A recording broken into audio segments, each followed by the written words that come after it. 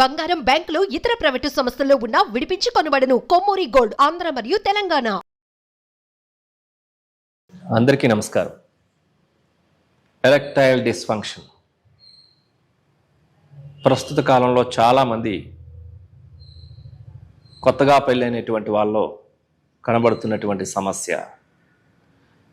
పెళ్ళైన నెల రోజులకే విడాకులు తీసుకుంటున్నటువంటి జంటలు, పెళ్ళైనా సరే బయటపడకుండా గుట్టుచప్పుడుగా డిప్రెషన్కు గురై ఎవరితో చెప్పుకోలేక దాచిపెట్టుతున్నటువంటి సందర్భాలు.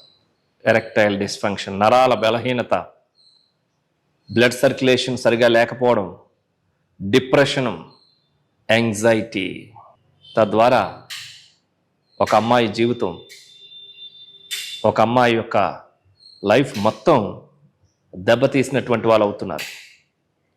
ఇది చాలామంది ముందే తెలియపరచకపోవడం, మొహమాట పడడం, తద్వారా పెళ్ళైన తర్వాత ఈ సమస్య బయటపడి విడాకులు జరుగుతున్నవి ఎన్నో ఈ మధ్యకాలంలో నా దృష్టికి వచ్చాయి. మరి ప్రస్తుత కాలంలో దానికి అనేక రకమైనటువంటి రెమెడీస్ ఉన్నాయి, అనేక రకమైనటువంటి పరిష్కారాలు ఉన్నాయి. యోగ విద్య, యోగ శక్తి అనేటటువంటిది మనస్సుని డిప్రెషన్ నుంచి వేరు చేయడానికి, నర్వస్ సిస్టమ్ అన్నిటినీ కూడా ఎనర్జైజింగ్ చేయడానికి, బ్లడ్ ఫ్లో, బ్లడ్ సర్క్యులేషన్ అనేటటువంటిది చక్కగా జరగడానికి, డయాబెటీస్ అనేటటువంటిది కంట్రోల్లో ఉంచడానికి అద్భుతంగా ఉపయోగపడేటటువంటి విద్య. ఈ ఎరెక్టైల్ డిస్ఫంక్షన్తో చాలామంది యువతే కాదు, డయాబెటీస్ వచ్చిన వాళ్ళు కూడా మరి నడి వయసులో కూడా చాలామంది ఇదవుతూ ఉన్నారు. ఈ డయాబెటీస్ వచ్చినటువంటి వాళ్ళు కూడా బ్లడ్ ఫ్లో సరిగా రాకపోవడం ద్వారా, అంగస్తంభన సరిగా జరగకపోవడం ద్వారా, వారికి శృంగార యోగం సరిగా జరగకపోవడం ద్వారా అసంతృప్తికి గురవుతూ ఉంటారు. వాళ్ళ యొక్క పార్ట్నర్ అన్హ్యాపీనెస్కి గురవుతూ ఉంటారు. అలా కాకుండా రోజుకు 1 గంట సమయం మీరు యోగ సాధన చేసినట్లయితే మీ యొక్క నర్వస్ సిస్టమ్ బలోపేతమై బ్లడ్ సర్క్యులేషన్తో ఇట్లాంటి అంగస్తంభన ప్రాబ్లమ్స్ లేకుండా శక్తివంతంగా శృంగార యోగంలో దాంపత్య జీవితాన్ని అద్భుతమైన ఆనందకరంగా సాగించవచ్చు. దానికి సంబంధించినటువంటి కొన్ని ప్రత్యేకమైన ఆసనాలు ఉన్నాయి. ఆ ఆసనాలు చేసినట్లయితే ఈ రకమైనటువంటి సమస్య నుంచి సులభంగా బయటపడవచ్చు. అందరికీ ఆరోగ్యం ఆధ్వర్యంలో yoga art of life special therapies, కొన్ని స్పెసిఫిక్ ప్రాబ్లమ్స్కి సరిపడినటువంటివి అన్నీ కూడా వాటికి ప్రత్యేకమైనటువంటి అవన్నీ సాధనలు చేయించి సహజ సిద్ధంగా నరాలని, ఆ సెల్స్ని, ఆ యొక్క ఆర్గాన్స్ని ఎనర్జైజింగ్ చేసి ఆ యొక్క డిసీజ్ నుంచి ఓవర్కమ్ అయ్యేటటువంటి సమస్యలకి పరిష్కారం సహజ సిద్ధంగా చేసుకోవచ్చు. అందులో భాగంగా ఇప్పుడు మనం ఉత్తాన పాదాసనం మరియు పశ్చిమోత్తానాసనం ఏ విధంగా చేయాలో చేసి చూద్దాం. ఉత్తాన పాదాసనం, పశ్చిమోత్తానాసనం. వెల్లకల్లా పడుగుండి శవాసన భంగిమలో కాళ్ళు 2 స్ట్రైట్గా ఒకదాని జతలో ఉంటాయి. 2 చేతులు పిరుదుల కింద ఉంచుకోవాలి. ఈ ఉత్తాన పాదాసనం ముందు ఎడమ కాలుతో, తర్వాత కుడి కాలుతో, తర్వాత 2 కాళ్ళతో చేస్తాం. ఎడమ కాళ్ళను పూర్తిగా పైకి లేపి మళ్ళీ డౌన్ చేయాలి. 1 2 3 4 5 6 7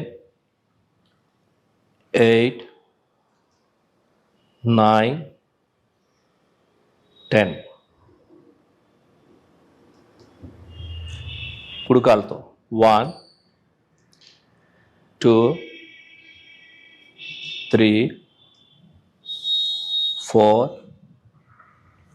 5 6 7 8 9 10. 2 కాళ్ళతో 1 2 3 4 5, 6, 7, 8, 9, 10. చేతులను రిలీజ్ చేసి కొద్ది సమయం విశ్రాంతిలో ఉన్న తర్వాత పశ్చిమోత్తాసనానికి రావాలి. లేచి కూర్చొని సుఖాసన భంగిమకు వచ్చి దండాసనంలో 2 కాళ్ళు స్ట్రైట్గా ఉంచుకోవాలి. ఇప్పుడు ఒక కాలు ఫోల్డ్ చేసి ఎడమ కాలును ఫోల్డ్ చేసి ఎడమ కాలు యొక్క అరికాలు కుడి కాలు యొక్క తొడక తాకుతున్న విధంగా ఉంచుకొని 2 చేతులు స్ట్రైట్గా రైట్ చేసి బ్రీత్ ఇన్ చేస్తూ బ్రీత్ అవుట్ చేస్తూ ముందుకు వంగాలి.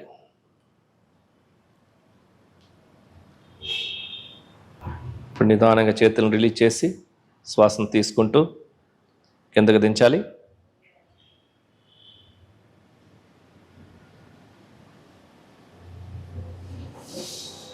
ఇప్పుడు కుడికాలుతో చేస్తారు. కుడికాలను ఫోల్డ్ చేసి 2 చేతులు బ్రీత్ ఇన్ చేస్తూ హ్యాండ్స్ రైజ్ చేస్తూ బ్రీత్ అవుట్ చేస్తూ ముందుకు వంగాలి.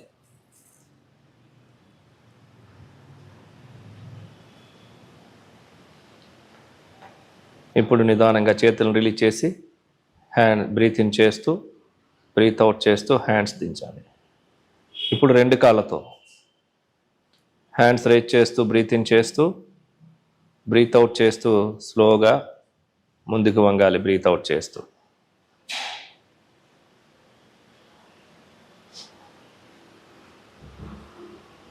ఇప్పుడు నిదానంగా లెగ్స్ నుంచి హ్యాండ్స్ని రిలీజ్ చేసి బ్రీత్ ఇన్ చేస్తూ బ్రీత్ అవుట్ చేస్తూ హ్యాండ్స్ రిలీజ్ చేయాలి.